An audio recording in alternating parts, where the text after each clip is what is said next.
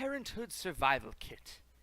This is the Childpocalypse, a guide for what you will need to survive by Cale Daniels. Level 1.1, Birth to 2 years. You've arrived, the day you have been dreaming about since you were a child. You've become a brand new parent. However, it's not as glamorous as it was in your imagination, is it? There was way less poop and spit up in your imagination, wasn't there? Anyhow, you're here, so let's just focus on your survival, shall we? Item number 1, a coffee maker, of course!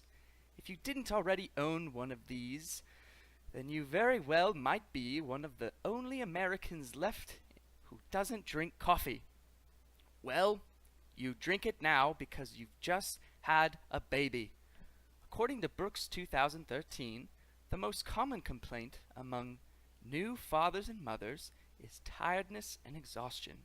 So get a pep in your step and drink some coffee.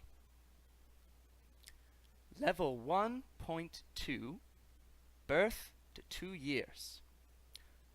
When did your boss need that spreadsheet submitted? What time were you supposed to meet your mother-in-law for dinner? What year is it? I don't have those answers for you, but you know what would? Oh, that's right, item number 2. Item number 2, a day planner, because congratulations, your brain has turned to scrambled eggs. According to Brooks 2013, new parents have trouble adjusting to new responsibilities having a child brings. Having a day planner will give you a place to write things down that you need to remember, instead of letting those things get sucked into the abyss where all those nights of good sleep went to live.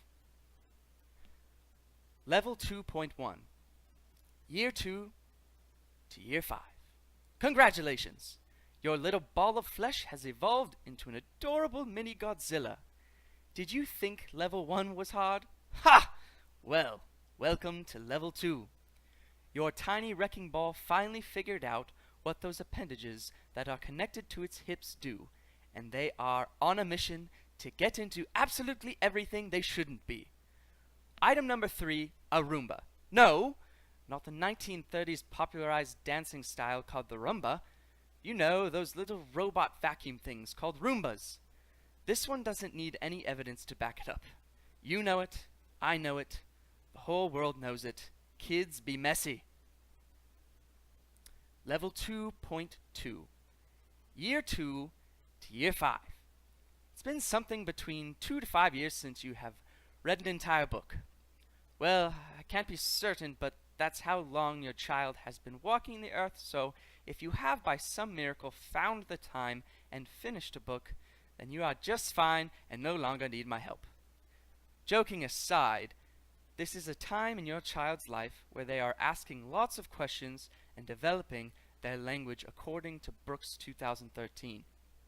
That being said, the last time you spelled a word out or explained its meaning was at your 7th grade spelling bee, where you ironically got disqualified for misspelling the word failure, then this next item is just for you.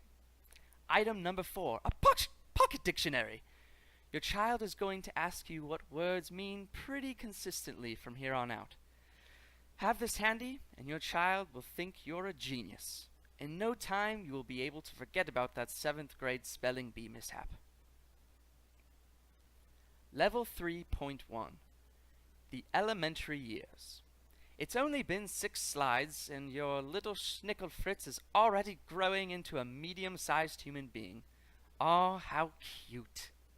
This means they are getting less mushy-gushy lovey-dovey with you. In translation, that means they want a little more space because, Mom, Dad, you're embarrassing me in front of my friends. According to Brooks 2013, the parent's role has become less about physical affection and more about directing behaviors and advocating for the child in their big and limitless world. That's why item number 5 is a coaching whistle. This may come in handy when said Schnickelfritz backtalks you or is getting in a fight that you have to delegate. It's up to you, coach. Get out there and finish Find an ultimatum that works for everyone. Godspeed, old chap. Level 3.2. The elementary years. Hold on a minute. Do you hear that? Me neither. That must mean your kids are at school and you have the house to yourself. Party time. You do know why the flight attendant says to put the oxygen mask on yourself before your child in case of emergency, right? You can't help those around you if you don't help yourself first. That being said, item 6 is insert what you want here. Because we all know you deserve insert what you want here. Hobbies, sleepy time, eating ice cream you don't have to share, you name it. This is your time. Don't you dare feel guilty about it. Level 4.1. Early adolescence. Early adolescence. In a way, we've come full circle, because instead of little Timmy or small Miranda waking you up in the wee hours of the night due to their infant bodies demanding sustenance, they are now waking you up in the wee hours of the night because they are playing Fortnite with the volume on the TV as loud as the excessive explosions of a Michael Bay film, or talking on the phone with their friends about how adorable that new Kylie Jenner lip gloss is. According to Brooks 2013, sleeping patterns for early adolescents change due to the timing of melatonin secretion. So whatever the reason, you're awake and you need a solution. Introducing item number 7. Custom molded earplugs, because they aren't babies and you need sleep.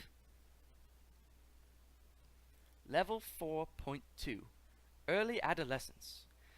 If your child has entered early adolescence, it probably means they are spending less and less time at home. This makes it difficult to spend as much special time with your almost grown-up. This is a tricky predicament to be in, because there are still many changes happening on a regular basis for your child, and they are sure to have many questions that you essentially have less time to dialogue about.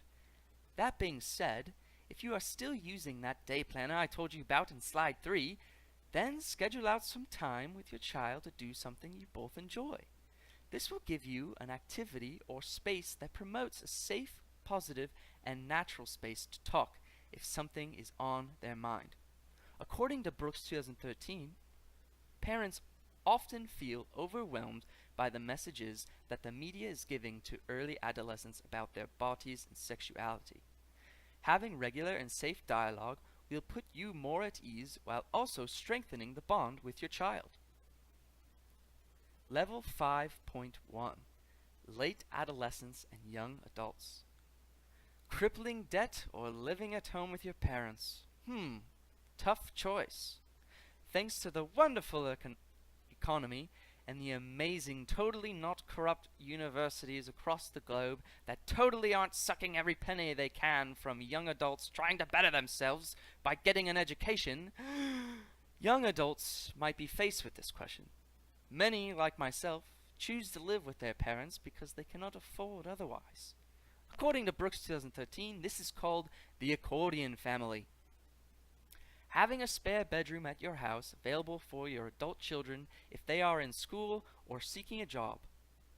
This suggestion is a survival tool for both the child and the parent. Sounds like a win-win situation, because according to Brooks 2013, many parents enjoy having their adult children live with them because of the company. Level 5.2. Late adolescents and young adults. Oh my, you've reached the last level. Don't be fooled. This isn't the end of the road for you, you old soul.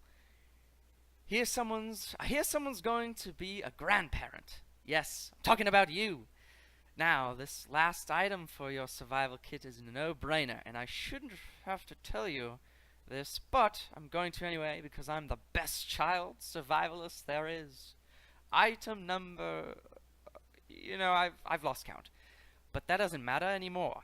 The last item is candy. Not that gross off-brand candy that sits in a bowl inside the pantry for years on end, either. We're talking name brand. The good stuff. Do you want this teeny grandchild of yours to beg Mom and Dad to go over to Mimi and Papa's house, or what? Conclusion. Summarizing the role of the parent might be the easiest part of this project. Parenting sounds really hard and exhausting and shouldn't be taken lightly. It is one of the most important roles this world has to offer. The most important thing I learned from this project is that it is of the utmost importance to be emotionally vulnerable and available for your child. You don't have to be perfect, but your child needs you and will love and look up to you if you just simply keep continuing to show up for them. The research that has been done on parenting makes me hopeful for when I am a parent. I am glad we have resources and materials available for our use when generations before us may not have. References.